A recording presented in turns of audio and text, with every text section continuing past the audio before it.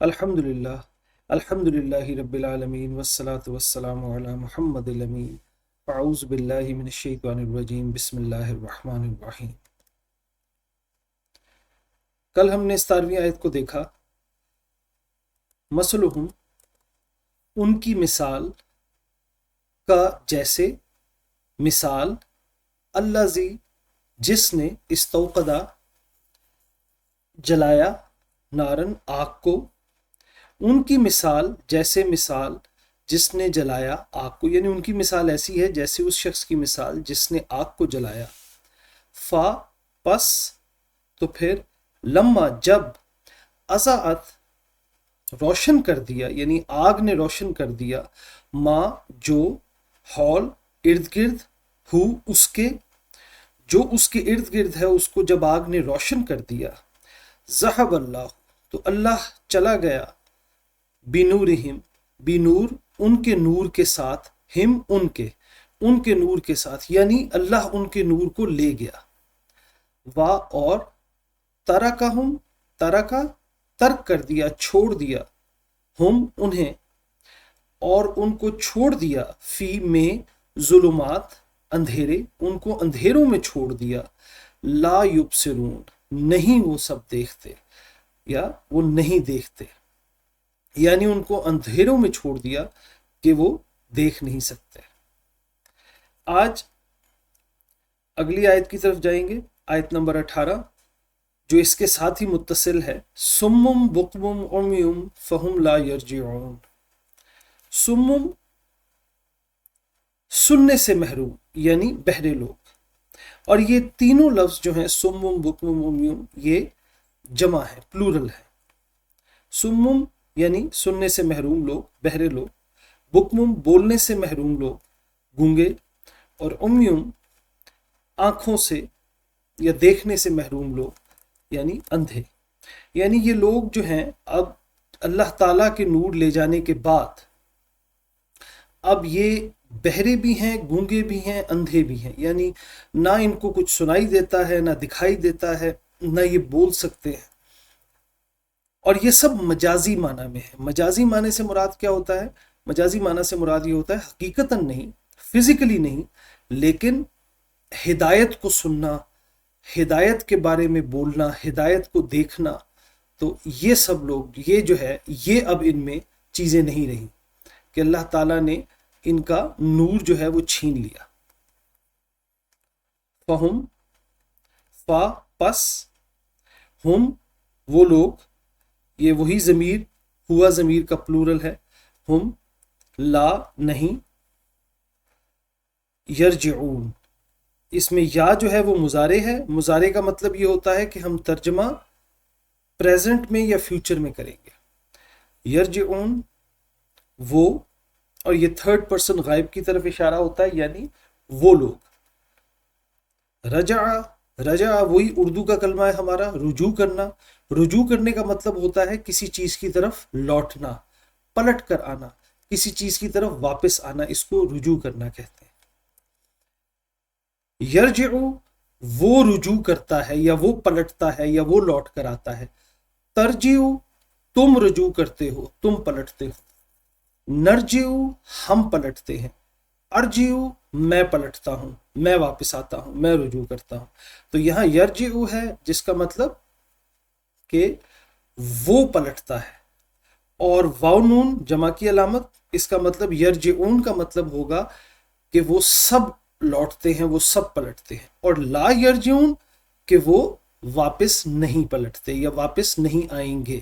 آپ جانتے ہیں مضارع کو ہم یا تو پریزنٹ میں ترجمہ کرتے ہیں یا فیوچر میں جملے کے حساب سے، تو یہاں چونکہ نتیجے کے طور پر بیان ہو رہا ہے تو یہاں پہ فیوچر میں ترجمہ کیا جائے گا۔ لا یرجعون کا مطلب وہ واپس نہیں پلٹیں گے یا وہ واپس نہیں آئیں گے، یعنی وہ لوگ جن کی یہاں مثال دی جا رہی ہے، یعنی ان کے بارے میں اللہ تعالیٰ نے بتایا کہ وہ بہرے ہیں، گونگے ہیں، اندھے ہیں، بس وہ لوگ نہیں لوٹیں گے یا نہیں واپس آئیں گے۔ اب اس آیت میں تھوڑی سی تفصیل کی گنجائش موجود ہے، تو اس کو ذرا سمجھ لیجئے کہ واپس لوٹنے سے کیا مراد ہے۔ دیکھیے جہاں پر कुफार के बारे में हमारे पास आयत आई थी, इन अल्लाज़ीना कफरू सवाउन अलैहिम अनज़रतहुम अम लम तुनज़िरहुम ला युमिनून। वहां पे अल्लाह ताला ने कहा ला युमिनून, कि वो ईमान नहीं लाएंगे, कि नबी सल्लल्लाहु अलैहि वसल्लम से कहा कि आप उन्हें डराएं या ना डराएं, वो ईमान नहीं लाएंगे। लेकिन यहाँ पर क्या है, यहाँ पर ला यरजिऊन, यानी ये उन लोगों की दरअसल बात हो रही है। ये वो नहीं कि जिन्होंने कुफ्र का ऐलान किया, ये वो लोग हैं जो मुसलमानों से जब मिलते हैं तो उनको कहते हैं कि हम आप पर ईमान ले आए, या हम अल्लाह और रोज़े आखिर को मानते हैं, या रसूलुल्लाह सल्लल्लाहु अलैहि वसल्लम की दावत पर ईमान लाए, लेकिन असल में ये ईमान नहीं लाए होते।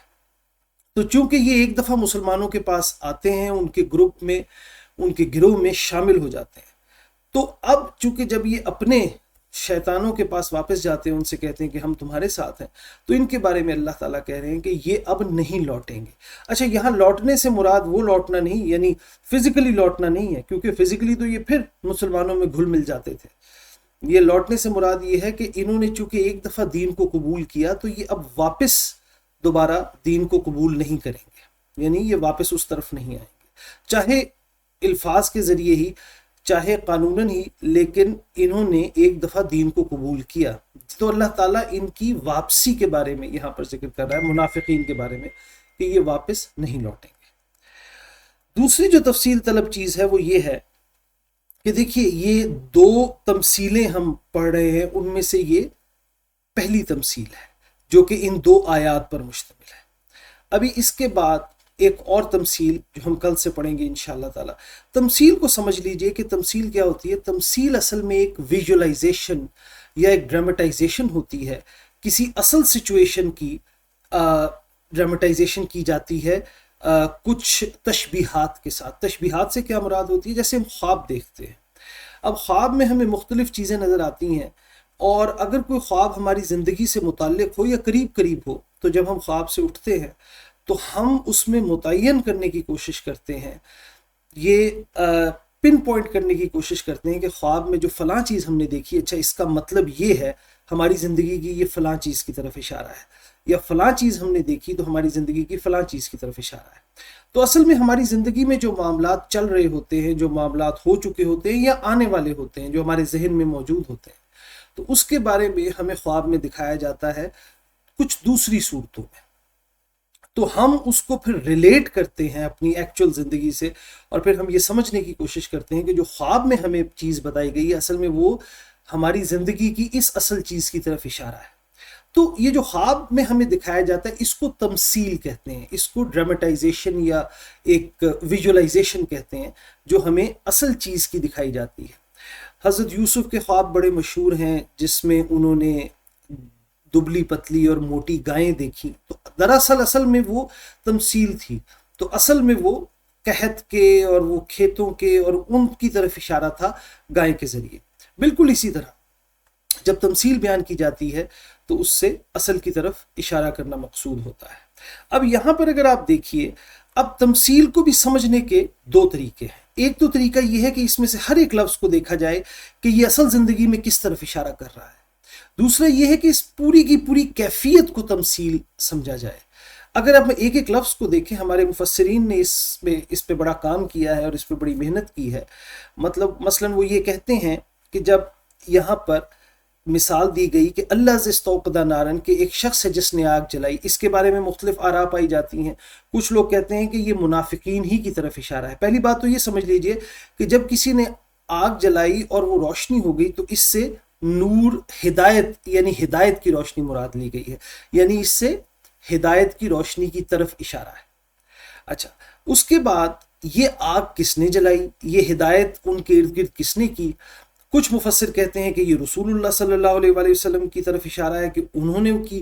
कुछ कहते हैं कि ये मुनाफिकीन ही की तरफ इशारा है कि जिन्होंने इस्लाम की तरफ आकर वो आग जलाने की एक कोशिश की, उसको शुरू किया उस अमल को, लेकिन फिर अल्लाह ताला उनका नूर छीन कर ले गया। यानी अल्लाह ताला ने वो जो हिदायत थी कुरान मजीद की और नबी सल्लल्लाहु अलैहि वसल्लम की वजह से जो हिदायत हुई, अल्लाह ताला वो उनसे ले गया। اس کے بارے میں بھی مختلف اقوال ہیں. کچھ لوگ کہتے ہیں کہ اس سے مراد یہ ہے کہ اللہ نے ان کے ارد گرد سے ہدایت چھین لی، اور کچھ یہ کہتے ہیں کہ یہ اصل میں ان کے دیکھنے کی قوت اور ان کے سننے کی قوت مراد ہے کہ وہ اللہ تعالیٰ چھین کر لے گیا.